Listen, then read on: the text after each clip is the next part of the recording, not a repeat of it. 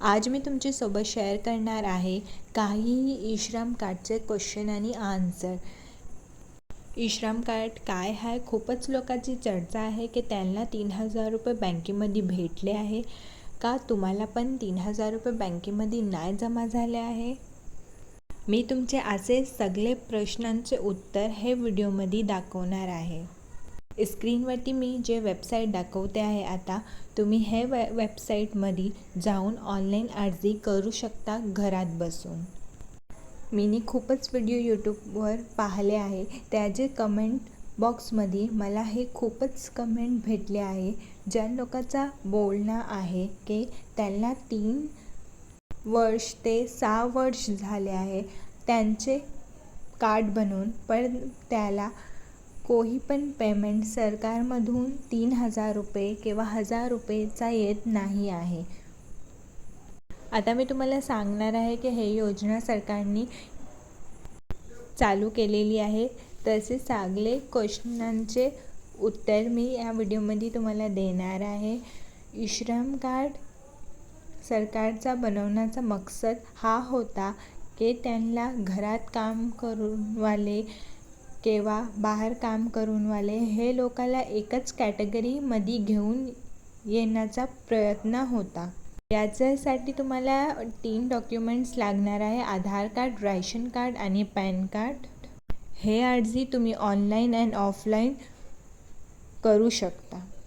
सरकारने ही योजना यासाठी चालू केलेली आहे की तुम्ही आज तर काम करत आहात, पण 60 वर्षाचे झाल्यानंतर तुम्हाला कोण पैसे देणार, तुम्ही काय काम करणार, यासाठी तुम्हाला फ्युचरमध्ये पेन्शन भेटण्यासाठी हे योजना सुरू केलेली आहे। या योजनेमध्ये तुम्हाला काही रक्कम सरकारला पेमेंट करायला लागणार आहे। तुमची जेवढीही वय असेल तुम्हाला तेवढा पेमेंट करायला सरकारला लागेल दर महिना।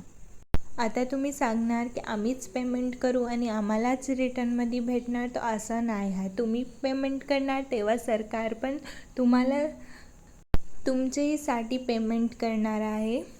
मी तुम्हाला स्क्रीनमध्ये दाखवते आहे चार्ट। तुम्ही हे चार्ट बघू शकता आहे। यामध्ये समजून घ्या, तुम्ही आता 18 वर्षांचे आहात, आता तुम्हाला 55 रुपये पेमेंट करायला लागेल।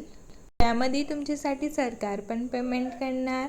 असेच करून दर महिने तुमचे पैसे फ्युचरसाठी जमा होणार। जेव्हा तुम्ही 60 वर्षे होणार तेव्हा तुम्हाला काही पेमेंट करायची गरज नाही आहे। तुमचे अकाउंटमध्ये 3000 रुपये सरकार जमा करून येणार। तुम्हाला दर महिने 3000 रुपये भेटणार। हे पेन्शन योजना आहे। तुम्हाला आता काही पण क्वेश्चन असेल तर मला कमेंटमध्ये विचारा, मी सगळे क्वेश्चनचा आन्सर तुम्हाला करणार।